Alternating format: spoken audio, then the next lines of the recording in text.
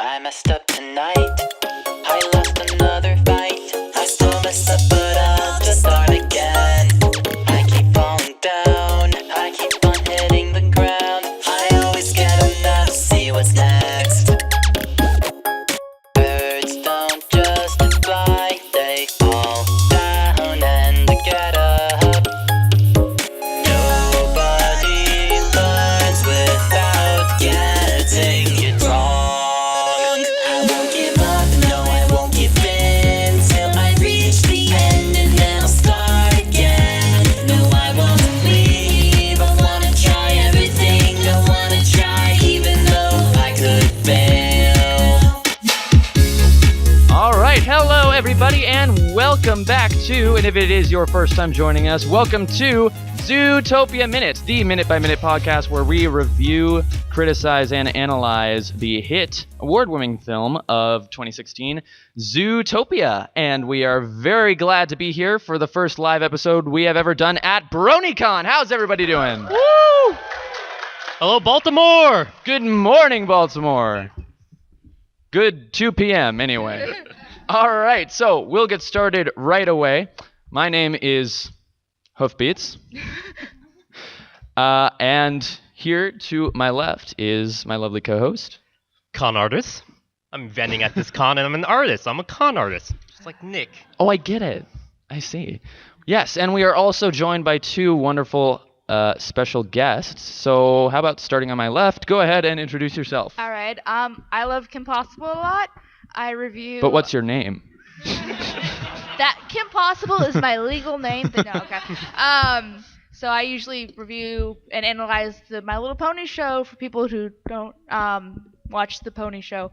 I don't know why you're here, but anyway, and do specials and all sorts of fun animations and stuff like that. So. All right. All right. To my right. And I am PaleoSteno, and I do like a bunch of different stuff on my channel. I've mainly been focusing on animated movie reviews. I used to do a lot of pony stuff, and that's why I've always been come to the con like since 2012. So, yeah, I come here and like see friends and stuff and just hang out. So, yeah. All right. Cons are good.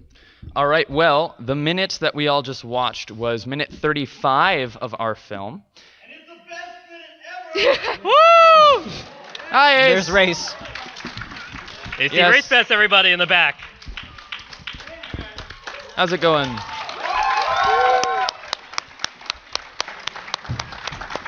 Welcome.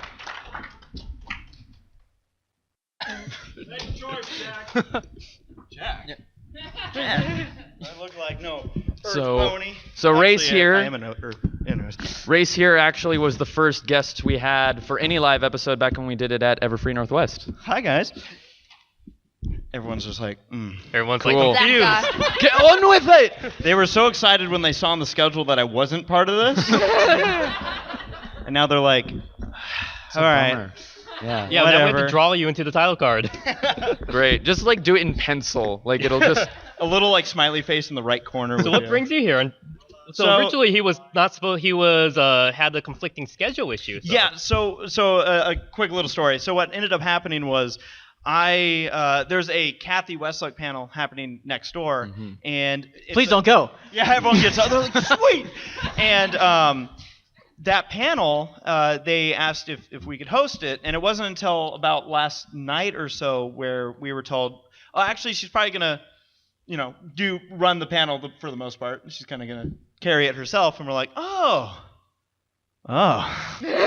So what you're saying is there might be some escape room for me. So Saber is right now on that side of things, and I snuck in to the Zootopia panel. Nice. Yeah. Awesome. So Nice to be able to delegate. yeah, no, I'm excited, guys. It was fun at Everfree Northwest, and it's good to join you guys up here again.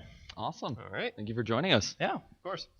Are we looking at this again? Yeah, we're going to talk about while it's playing in the background. So- Sure. All right. So again, guys, this was minute 35 of the film. So that is from 35:00 to 35:59 if you're following along in the movie. And what we see is that Judy has caught up here with Nick, who is pushing Finnick around in the stroller, and she wants to ask some questions about the case of the missing otter. Remember, Emmett Otterton is missing, and we need to find out what happened. She asks about it. He does not really take up too kindly. She boots the stroller. I love that. and places him under arrest for felony tax evasion. So a lot of interesting And stuff that that's look happened on here. his face is also my look the first time I was vending at a convention. I made a good number of money, and then all of a sudden they said, hey, the IRS needs you to collect your tax. I'm like, wait, you have to pay taxes on money you make at con? So there we go. Taxation is theft. That's when Nick became my soulmate. I was like, yes, I was in your that situation many times before, and I had that exact face. So It's the face we Yeah. all make when we get our taxes. It's like, whoa. I mean, that's why we're both con artists. Perfect. All right. So this is actually one of my favorite moments, not just because, well, it's actually all because of that moment with Nick. Watching this movie, I really, in the movie theaters for the first time, I was identifying with Judy, like I said, for her police academy. It was very similar to my time in military academy. But it wasn't until that scene where Judy basically hustles Nick, says, yeah, you're tax evasion, and Nick's face, I was like, yes, this is my favorite movie of 2016 and probably one of my favorite movies of all time. And that scene just really sold it for me. So how about you? When was the first time you saw this specific part? First saw this part of the movie. If I'm not mistaken, it was the first time I saw the movie. I was planning on skipping this minute. But You I aren't watching it decided minute by minute like Yeah. us? It's a great scene though. We've all sort of seen. This is probably one of the most like cut out and put on YouTube scenes in the movie. I think. I think Yeah. we've all seen different versions of it. Do you guys remember? I've seen it in like so many different YouTube poops. Yeah. Do you guys remember that meme like from last year with Roundabout, the Yes song, where it was from like JoJo's Bizarre Adventures, yeah. the to be continued thing? There was one of those that had it like right at felony tax evasion. So in our story here, this is a bit important because this is really Judy's first chance to get going into investigating this missing otter. Context, she has literally staked her whole career on this. If she does not find the missing otter within 48 hours, Yep, 48 hours. then she agreed with Chief Buy One Get One, Chief Bogo, to resign from the police department. So there's a lot riding on this. Yeah. So we'll ask our guest panelists what they thought about this minute, and then hopefully it'll lead off into some interesting tangents. Yeah. So we'll start off on my left. So KP, what do you think about this specific minute? I mean, what else has already been said, because I mean, the way Nick's eyes pop up as soon as he realizes how much in trouble he is, and it's interesting to see, because this is also, well, right before this is also the first time we see or hear, what's the character that's in the basket? Finnick. Okay. So we don't know his name at this minute, so spoilers for people following along. Yeah. Well, he's a fennec fox. Yes. It makes sense. So it's a great contradiction to the act that he was playing to what we actually know, and he's driving this van, but it's not in the minute, so I'm going to stop talking about it. I do like the background elements. You can still see cars moving and stuff like that in the shot, and you can also see that when you look up at Nick, that the camera is tilted a little bit up, so you're kind of emphasizing with Judy a little bit as far as how tall Nick is compared to her and how much he's kind of in control of the situation, and Judy isn't until the table is his turn, and then you'll see the camera even out. I have a film degree. This is what I use it for. But besides that, I just think it's funny, and it really shows Judy kind of coming into her own, especially with how much Nick gives her crap for. So. Yeah. And you bring up camera work. That's something we've taken a look at in previous minutes of this movie, where you can see, and we say camera. Obviously, there is no literal camera. We're in a 3D computer-generated environment. What? But guys, not real? I hate to break it to you, but this is a story. It's not real. Then who do I mean at Disneyland? Yeah. Look, it's not like ponies. I mean, ponies are obviously real, but this is different. But that's a good point. Camera work can convey a lot into the characters' emotions and what they're feeling. In one of the previous minutes, we saw her interaction with Chief Bogo, where Chief Bogo is so much larger an animal than Judy is, than Mrs. Otterton is, and he's just sort of looming over them with a camera down below, so that it seems, it's eye level with Judy and Mrs. Otterton. From that perspective, Bogo's huge, and it went along with the theme that he's sort of taking on an antagonistic role for this specific scene. He's going to loom over it and watch over and, cause problems. I will add, too, Bogo's very deep voice is also kind of intimidating until you kind of Idris hear Elba. him lighting up with the whole gazelle app thing, which is cute. So it's you can kind of see the play of character as the movie, they change roles obviously, so it's interesting. Yep, Idris Elba played that character, and very well, I think. Anything else? Yeah, so there's a couple of things I noticed. First, when Judy boosts the stroller, like the mentioning the camera and everything, like it zooms in on Nick's face, and it happens again later in the movie where there's these feats of Judy's speed where she can do stuff really fast, but you don't see it because the camera's not on her. And I thought that was clever, just so we don't see like just a flash of like gray doing something. Yeah, we don't even see the whatever that device is beforehand. It just kind of appears right there. It wasn't on her hip. It wasn't on her cart. You couldn't see that. So she has Mary Poppins pockets or something. Yeah. Or it's like Dragon Ball with the capsule corp stuff. You just throw it. You just add water and bam. Instant stroller boot. Yeah, and another thing is, thanks to my friend Hirasashi in the audience, he downloaded like the Japanese dub of the movie, and he said apparently that there's not really a word for stroller, and they call it a baby car. They're like, did you boot my baby car? How dare you, my small vehicle? I mean, you can see actually as Judy is pulling up in her little traffic enforcement car, there's a mouse car behind that one that's trying to like honk on the horn to get around it. And that's something we've talked about too, is on a road with all these different animals, you have different sized cars. How is it at all safe to have a mouse car on the same road as that's like why an elephant car? That's why Rodentia is like the area where they have to like stay at. Yeah. We had a long talk about Rodentia at Everfree. Yes, we did. Yeah, we did. It's funny talking about scale and everything, and like the size of Bogo, for example, how he towers over Judy. I just want y'all to realize this. I have met Judy Hopps at Disneyland, and she's actually like eye level with me. So I want you to envision how big Bogo actually is. Oh my god. Yeah, think about that. No, what's very frightening. I think the thing that always stood out for me from this whole scene was, first off, this was another great example of how much this movie thrived on dialogue. Is that they didn't just need gags or we need loud noises and stuff happening and flashing lights. It's like, no, this is like a scene where they sit down. It's a very intelligent scene. I mean, they're talking about,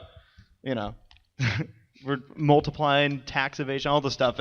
And what's incredible to me about that is like, it's not something that they're like, oh, the 5-year-olds are going to love this. Yeah. It was a good sign of like, no, this is for the whole family. I knew that like when they mentioned like an actuary in the beginning of the movie, like they're going to have like some adult humor in there. But one of my favorite jokes is in this bit, and it's right at the end where she goes, "We are good at multiplying." And I'm just like, oh.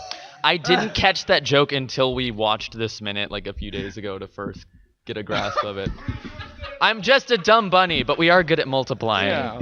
I mean, I only saw it a few times in theaters, so I probably missed it too. Only about 30. Only about 30 times in theaters, so. Wow. Literally. Yeah. I don't have any money left, guys. It's a problem. Yeah.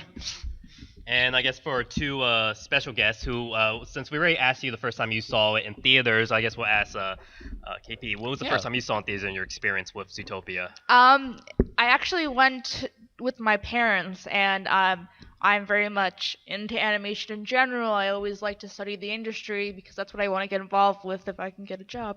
So it's interesting for me to see how the industry develops, so I'm always going to these animated movies premieres when I hear good things about it. And they were very hesitant about going because it's like, it's another cartoon, it's for kids, and I'm just like grinding my brain, and I'm just like, no, just go. It's art. It's like art at the purest form. And my dad walked out, and I think the scene with the Godfather parody kind of got to him. And that was like, you know what? That was pretty good. And then a couple months later, he actually bought it again to rent on DVD because he liked it so much. And I'm like, that's how you do it right. So it was a nice experience to see. Like, I obviously loved the movie, but to see it opening up people who normally wouldn't be into the genre to begin with. So Yeah. So that makes me wonder, can we get a raise of hands for how many of you guys actually saw it in theaters? Zootopia in So a few people have raised their hands. Most of them. Yeah. Did anyone go and in the theater with you, was anyone in a fursuit? One person. Wow. Excellent. We had heard that had happened, like when the movie premiered, there were like fursuiter Disney meetups encouraged and- it. Yeah, which is great. First of all. Which is We funny. know who we made this for. Yeah.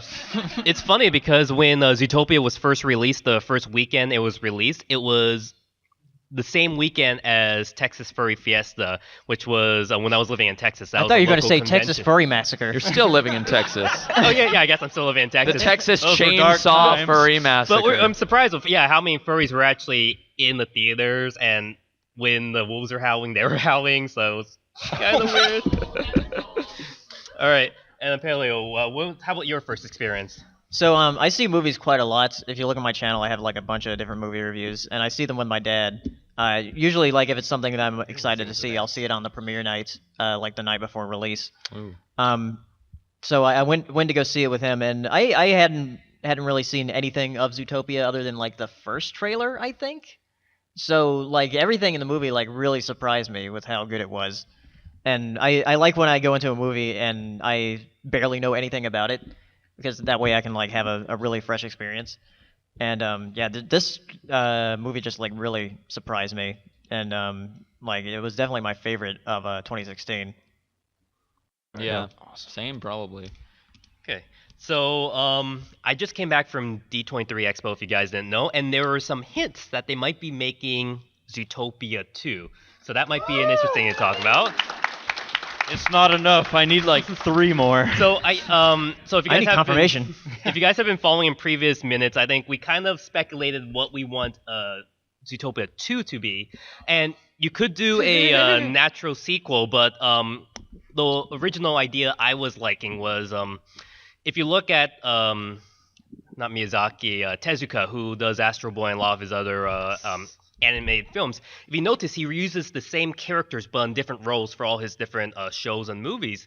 And since if you guys have been following the production of Zootopia, the plot has been rewritten so many times. Originally a spy movie. Then there was the Wild Times in the period where the predators were wearing shock collars, and there's been at least 5 different drafts for Zootopia, which were vastly different. So for a sequel, for me, I would have liked that, like, this story would naturally and they reuse the exact same characters, but then in a different world or Having different alternate context. realities like in Yeah. Bioshock.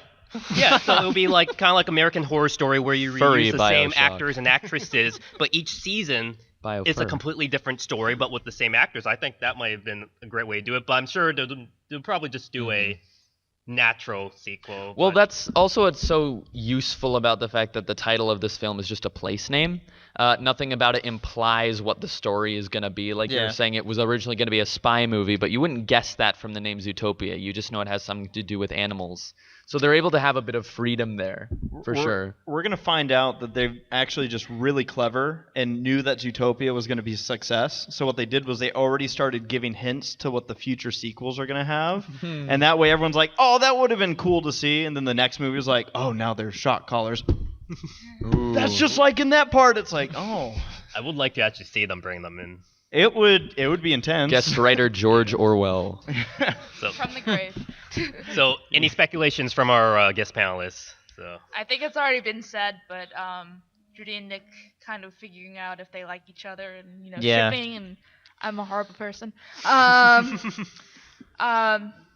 But that's really, I think that's a natural, like if they weren't animals, that's a natural way to take the relationship, and I think it's going to open a new topic about like how we had a kind of race analog during this movie. There might be an interracial marriage kind of thing in the next movie, so it might be interesting to explore that from the safe space of talking animals. So Yeah.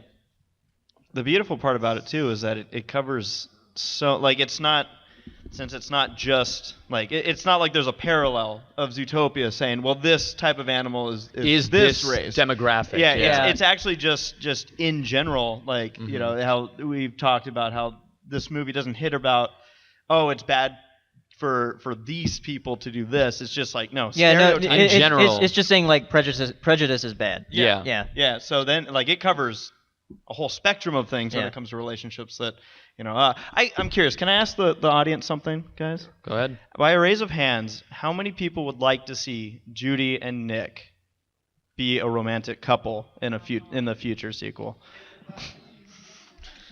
That means yes. It depends means yes. For those of Maybe you, a little more than half For of those the of you hand. at Yes. home, that was the majority of the Yeah. panel. Yep. Yeah. I mean, I trust the So writers. it's unanimous. Everybody rose their hand. In fact, you don't even have to raise your hands. I know everyone. Unanimous. No, but because I know No? that there's people Okay. who are like, no, they could just be friends, but I disagree. So. Well, that brings up a good point too. I think in all media there's a tendency. I mean, we love shipping, right? That's like a huge thing in fandom. But sometimes people will see something that, when you really look at it, nothing more is implied other than some sort of platonic bond. But it's more fun to sort of view it as a romantic thing. Well, all I'll say is that I know the last time that Saber and I were having a very deep conversation, and I put my hand on his arm like this. Well, we see what happened. So. Right. Yeah. Yeah. Exactly. They were in the same frame in the background for like 3 meant for seconds. each other. 3 whole seconds they were in the same background shot. Oh gosh. That's how background pony shipping works. Yeah. It is. It's the thing. KP, I think you mentioned earlier some of the interesting things that happen in this scene in regards to the fact that we're bringing up, I don't know, was it you? Someone said something about dialogue that may have been. That was race. Sorry. Yes. Talking. Right. Well, We just look so alike. Freaking and spread. Yeah. I know. We're actually twins, but you just didn't know. Same that. colored hair just throws me way off, and I can't even do that. So, but when we're talking about the dialogue here, and we were thinking in the last minute, or one of these most recent minutes, we hear that Judy gets this thin case file, right? The whole case file on the missing otter is like one piece of paper, just the front of it with a photograph paper clipped to it. And a lot of this lucky break here is this photograph. It's how we're able to even figure out that Emmett Otterton is even remotely connected to Nick whatsoever, right? And we overhear that Clawhauser says, you know what, you're even not in the system, so you're not in our computers. You're not going to have any resources whatsoever. But pay attention, and we can maybe look at it again. When Judy talks about, hold up, I think you can wait. You know, the $10 you're going to be making is worth this wait. And she has this expression on her face, kind of like, you know, it's hard to emulate. There it is, right there. You see that face? And it makes you think, I wonder if she's choosing to ask this question specifically to get a bit of information out of Nick. 100%. It's that, like, you know, there's so many examples you can use for this, but for this, it's definitely Judy basically going, you have pride, and I'm about to like pop that pride, and It's that bait. So she was, I mean, they're both pretty sly, so she could be a fox. That's why they're meant for each other. Of course. Exactly. By the way, another thing we always like to bring up is just use of puns in this movie, animal puns, and also just interesting things done with decor. You can see here the bus in the background has these nice little tiger or zebra stripes, and so do the traffic cones. I didn't see the traffic cones at first. Yeah, I didn't notice the That's a good traffic cones call. having that. But that's pretty cool. And then I even keep recognizing like signs in the background every time I watch this. even like the crosswalk here is like stripedy. Find new things every day, stuff. So every rewatch, actually, we noticed that we find like these little puns we missed the first time. Every which is time we surprising. rewatch it, there's something new that we didn't notice. Every scene is it's a- so dense. There's so much. I wonder It's a very rewatchable movie. if they have like a freeway system, and I could just imagine like them talking about a SIG-alert on the freeway, like, hey guys, there's a 5-car pileup, but don't worry, they were all mouse cars, so we just picked them up and moved them. Oh. You know, by biomass, it was only worth like 1 elephant. So Don't worry, we just No picked them big up. deal. They were fine. I'm just saying the cleanup didn't take very long. that's true. I Collision think everyone speed- assumed that I meant they got like flattened or something. Yeah. Sorry. All right.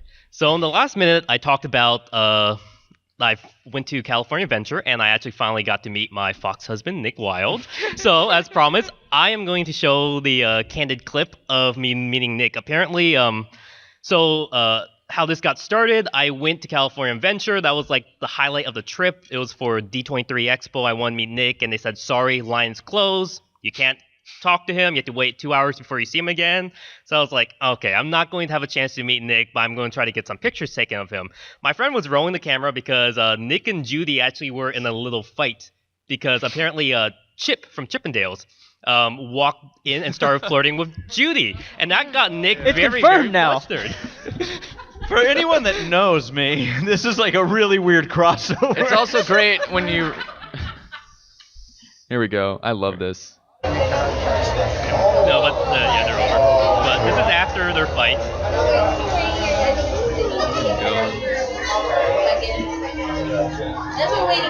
So I'm off in the corner. You can see me in my little tie-in outfit, and see Nick is pointing at me now. He's telling me to come up, and the handler is just like, fine, go ahead, Nick wants to see you. He's like, I don't care. You're coming in here. You're me. This is fantastic. Like, he's just been flirting with me, and Judy just naturally concedes, like, okay, you want to meet him. You show him the popsicle. Yes. And I'm acting a good dork because I'm actually meeting my fox husband. Raise your hand if you ship it. So, and you can see at this moment, I asked, after we hug, I asked, will you marry me? And he shakes his head, no, I'm joking. I asked him to sign my popsicle, and he said he couldn't sign, but... I mean, it's probably hard to sign. I moonwalk out because There he goes. And right after, I went to, the downtown Disney store, and they gave me a congratulations, you're engaged button to wear. No, but that was a fantastic experience, and afterwards, I actually did wait the 2 hours to see Nick again. I drew him a picture saying thank you, and yeah, he was very, very excited to see me again. And actually, the person who blocked me initially saying, oh, you can't meet Nick because it's closed stuff, he came and told me, yeah, Nick really, really enjoys you, and we're going to hang this up in the staff room, the picture. And so that was actually the highlight of my trip. And I got to see a lot of cool panels, exclusive panels at D23 Expo, but it was actually meeting Nick in person that was really the highlight. In Fox. So, in Fox. Yeah, in Fox. So in persona. I've also had the pleasure of meeting these two at DCA, and they're awesome because there's something about the characters at the Disney parks that they know they're very good in character. And the last time I went out there, I've seen them once or twice or 25 times a day, and they actually Nick made it clear that he remembered who I was from a video. The first time I met them, I put up the video of it, and he actually was referencing to the cast members, saying, like, he's pointing at me, then he's doing this and pointing at the side of the park that I filmed that on.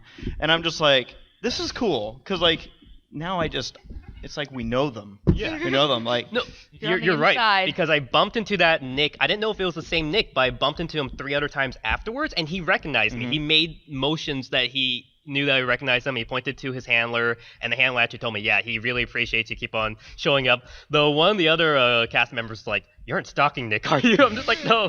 I like how they have handlers like at a zoo. Yeah, that's true. I don't know what it's called when you have, they're like bouncers, have man. you fursuits, and is it called handler? Yeah. It is. If you have ever been to a con with a friend who's in a fursuit, they need someone else with them, at all times. And they just can't get around. So like a zoo. Well, that's actually what the break room at BronyCon is called, the zoo. Yeah. No, but you're right about them being in character too. They're really, really good. It's the Disney magic. When I was at Disney World, I didn't really care too much about meeting the characters, but when I was at California Adventure, I actually met Nick. You saw in the video, I was acting all giddy and I was being a dork. Were you nervous? I was. Yeah. No, because like I said, the line was closed and I couldn't meet him. But he saw me wearing my little outfit and he wanted me to come up and say hi to him. And that entire time, I thought I was talking to the actual Nick. You were. That was Nick. And actually, it got a little weird because the second time I met him, he hugged me very close, and he pressed his muzzle against me, and I heard kissing sounds from inside the mask. That is so weird. Yeah, but I get those from Judy. But I got to see, actually, it's interesting, the suit. So for most fursuits, you could the eye holes are really out of the actual eyes or they're in the mouth. But I think for the Nick fursuit, if you look really close, the eye holes are actually in the nose. Because if you look at the nose, it's made out of a mesh. And every time they look directly at something I'm holding, it's always the nose pointing. So I just thought it was an interesting design to use the nose. Only I can have eye holes. I'm imagining you like, I see you in there, Nick. Hello. I want to know what you really look like. I gave him my it's Twitter. Show me your just Nick face. Wilde in a Nick Wilde fursuit. With a smaller, like, homunculus Nick inside his head. All right. Well, have you two been to any of the parks and got to meet Nick and Judy? Or? No, I haven't. I don't live close to a Disney park, so it's not like I can be like, let me Yeah, I don't just go either. walk down the street. So, no, I haven't been to Disney in like at least since high school. So, I've saw Kim Possible one time, but I don't think that's relevant to this panel. So, well, that.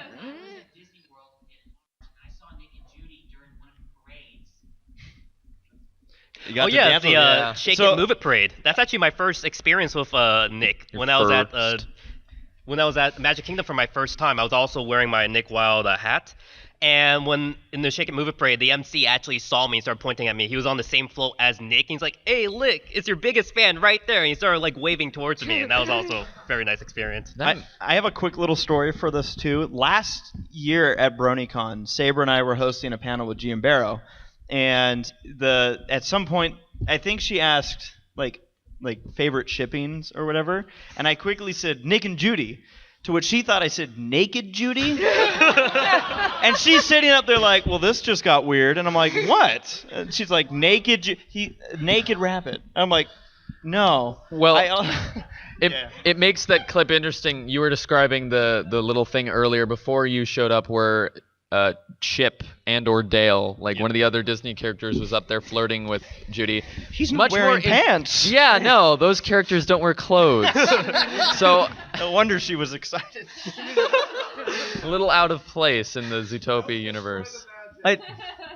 I'm surprised that you weren't. creating magic. I'm surprised you weren't there to see that because that would have been great. I would have freaked out. So It makes me It's wonder on that YouTube as well. So. Yeah. Is it? Well, that's the thing is I found a clip of that happening on YouTube, and to so see this. and it was like a recently uploaded thing. So it was either the time you're describing, or it's a staged thing that they do a couple Yeah, of times. it might be staged, or it might because the clip you showed me looked exactly like the time I was there, and if it was true, if the camera just zoomed like just to the left, I would be standing there. But yeah, it was Yeah, an we'll have to look interesting that up. experience. And you were thinking about how this is because they're actually cast members portraying these characters. You were saying that that's a canon ship now. Yes. So you actually Yeah, like so the Chip Judy conflicted. ship. It's like an inter-office relationship in the back room. All these people. It's like, oh man. yeah, but see, Chip was meant to be with Gadget. Yeah, I was saying that. Yeah, John, you know what I'm talking about. They're waiting on this segment, I think. It shouldn't be. Did it go to 4 hours? It's 45. It's so we have 15. Wait, is it a 5 at 4 hour? It is. Okay. All right, so Yeah. okay, we'll move on to the next topic before we start. Yeah. So I mean, this particular minute of the film has been, sort of an interesting exposition into the beginning of Judy's true investigation. This is where finally I think we found the plot in the movie, and so we have to sort of wait and see what happens. Just one other thing that I wanted to point out, because I pointed it out to you, and it took you ages to understand what I was trying to say, but it's Nick and Finnick, right? And Nick is pushing Finnick in this stroller. Our context is that he's in the stroller because he's pretending to be a baby so that they can get popsicles for free or for cheap, right? Right now, it looks kind of like they're just minding their own business. Like they're not in the middle of a con. It's just free time at the moment. So Nick is pushing Finnick in a stroller, an adult fox, in their free time. Yeah, and or, he was like sleeping. what? Did he lose a bet or? Yeah, he does indicate that they're heading to Yeah. or from somewhere, but maybe it's just the fact that they know if they're seen anywhere, Like, you know, If you the have they to have to create that keep it image up. almost. Yeah. Or it's, I don't know. I don't want to go any further. Because their main mode of transportation is that big van. So if they pulled up in that van to like the elephant shop and they got out and then used the cart, then they'll look suspicious. They have to walk a few blocks, park the van off site, and then wheel it, or else people will be suspicious. So, But at the very least, you gotta imagine that Finnick like doesn't mind being pushed around. Like zero work for him. yeah, I think He's the just last there. minute, and some of our furry listeners actually brought it up. It was reminiscent of what's called diaper furs, which is something God. I did not know Oh my anything God. about. But yeah, it's. Bye, Saber. I googled it and I was like, okay, that is Welcome. weird. Have you guys heard about what happened in Seattle? I live there. What happened? I mean, no, I don't. Oh, I tell live us. No, in Equestria. it was the rainforest convention. Yes. Yeah. I don't know if we should get into it. Yeah, well, let's not get into that. Family PG, friendly. Yeah. family friendly. We're not gonna get into that, but you can look it up. You can look You it up. Keep working that diaper, big guy. Yeah. Well, On that note, All right. we have What he says. we have about 10 minutes to go. So what we're gonna do is, would you guys be interested in a little Q&A? Yeah. Okay. So do we have a mic? That mic is free, but will it like reach if someone stands it down there? the staff might. They got him. Got it. The guy holds the We, chalice. we have about 10 minutes, and we still want to do a drawing for the prizes. Free So we'll try stuff. to leave the last 5 minutes for prizes. Yeah. I think the staff is So- coming down. So we could probably Thanks, staff. answer about Here 3 to comes 5 the questions at most. All So right. If anyone's interested, Make a line. Just start lining up if you have any questions. Down this aisle here. There's a guy with the purple shirt. Everybody line up behind him. Yep. So questions, take the line. One question. Good job. All right. All right. Thank you. Is it All right, we got a Zootopia few. themed or just general? Don't be shy. General, but keep it on topic too, I guess. All right. Try to keep Yeah. on topic to Zootopia. Thank you. Hello, Thomas. Big fan of all of you. So I guess it's more of an observation than an actual question, but I noticed that in general the movie is like very mature in tone. Like it doesn't really pander to its younger audience, and y'all know what show don't tell is, right? In regards to Yeah. well, they're really good at that, just, throughout the entire movie, but there are a number of instances where they'll just stop and just like directly say something for like no good reason.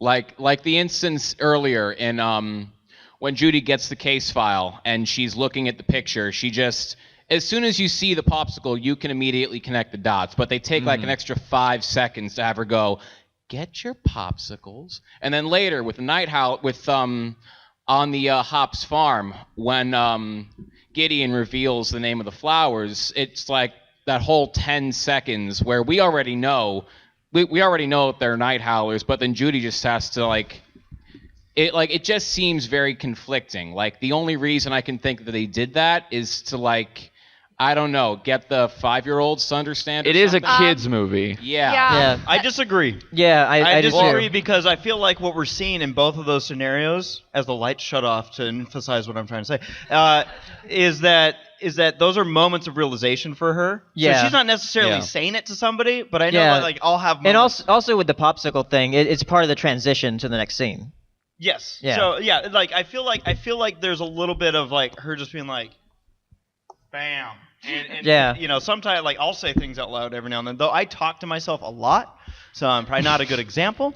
But yeah, I think it's fair to say that it could just be her moment of realization that it's kind of that excitement it's of I know where this is. Show don't tell is a good rule, but it shouldn't apply to every single thing or every single line of dialogue.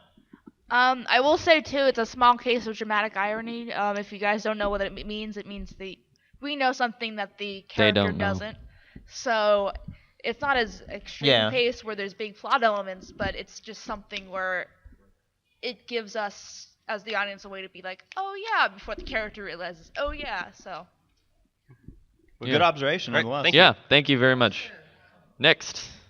Hey, did you have anything planned for the theme song and reviewing panel earlier today? The theme song that the one we played at the beginning. No, the panel earlier. What You were at panel? it. You were at the theme song panel earlier today. And what about it? What's your Do you specific? have any theme songs planned to talk about? You never got dressed, I thought. I didn't really have anything to talk about. I was there just to moderate that one. It was really their panel, Gabe and Daniel. Thanks. Yeah, no problem. I mean, maybe I would add this song. It's not a theme song, but try everything. I thought it was a theme song to the podcast. There you go. Sure, perfect. So if we've got Nick Wilde as your waifu, and we've got Judy Hopps as your waifu, in order to make that canon, would we have to break the ship, or is this like a polyamorous thing that we'd have to go through? It's polyanimalous. Nothing shall stand in between Judy and Nick. Nothing. You gotta share. You gotta care. Wow. Besides, didn't you say? What I liked was how you got the engaged pin after Nick. You're like, "Will you marry me?" And Nick's like, "No," and you're like, "Too bad." Too bad. Yep. Got We're right there. engaged now. What? Hello. Hi. This is just a question for ACRacebest. I have the question: what have you kept going to the theater? Was it the quality of the movie, so you've went 30 times into it, or was it that you've yourself became a meme or something? He really went. No, he really went 50 times. I wasn't going for the laugh factor of it, because I like money, and that would have been to me a waste of money to just do it for that. For me, it was such an experience to watch this movie in theaters. I felt like I was part of the world when I would go. You could just sit there and be like, man, this is awesome. How many times did you see it in IMAX? I think technically twice. Technically twice. What does that mean? It wasn't an official One eye closed one IMAX time. viewing. Oh. So I missed my opportunity to see it in I think true IMAX at my theater, because I didn't realize how much I was gonna like this movie. So it was out of IMAX before. Oh, okay. I was like, oh crap. Oh, I see what you're saying. So it was part of just it was. I mean, everything about this movie I love. The quality, the voice acting, the animation. It just the thought that's put into it.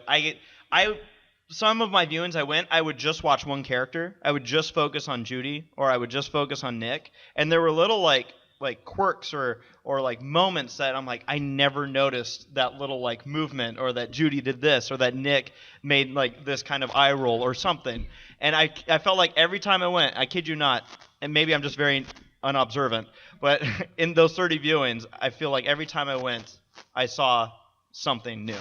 So it was just a movie that I loved seeing in theaters, and I wanted to do it as often as I could. Good excuse. I mean, answer, but yeah. Excuse. Whatever floats your boat, man. I liked watching Judy. Yeah. On the big All right. So unfortunately, we're gonna have to make this one the last one, just because we're getting angry eyes from across the room. Thank you, though. He's like, it's not me. It's actually pretty funny how you mentioned the part where she said she was good at, or how bunnies are good at multiplying. Have you guys noticed, early in the movie, in the beginning, as she gets on the train to leave Zootopia, the whole thing just multiplies. The population sign just counts up. It just keeps going up, one by one. It just keeps on. Yeah, so they've made that joke a few times, but I never caught that one. I want to be a rabbit in Zootopia. All right. I will say this. Demand is high. I never noticed the traffic cone things with the zebra. Yeah, it on took us a while before we noticed that. That's the first for me, but the whole rabbit multiplying thing. Yeah. That's one of the oldest jokes in the book from what I've read. Yeah, and it goes back to what you were saying, Race. Every time there's something new. Yeah. You keep noticing new stuff. Okay, so we have a drawing. Yep, the raffle. All right, so to keep things speedy, I'm going to announce some numbers, and when your number is called, just start lining up over there, and we'll give you these posters at the end of the panel. And if you want to buy a poster and then win one, we are selling them for $5 at my booth. It's booth 312 in the BronyCon vendor hall, so feel free to check it out. And we will sign the poster. So as well. the first number was 9, and then 26. 39. Yes. 30. Hey. 18. 36. And 32. So if your number was called, just line up there and we will hand you the posters. Excellent. And oh, we'll do one more then. One more. 33. Hey, Okay. perfect. And so before we close off, we'd like to thank our special guests for joining us for this panel. So, do you guys have anything to say before we close out? We want to, I guess, give our guests a chance to plug themselves so you can follow them on their Oh, okay. I relevant thought media. I was gonna move that to like a thank you for having me, but I can plug stuff too. I have a YouTube channel. I love KimPossibleALot. I usually do pony reviews, but if you're into that, that's cool, and I'm probably gonna expand soon. So come for the cartoon analysis, yay! All right.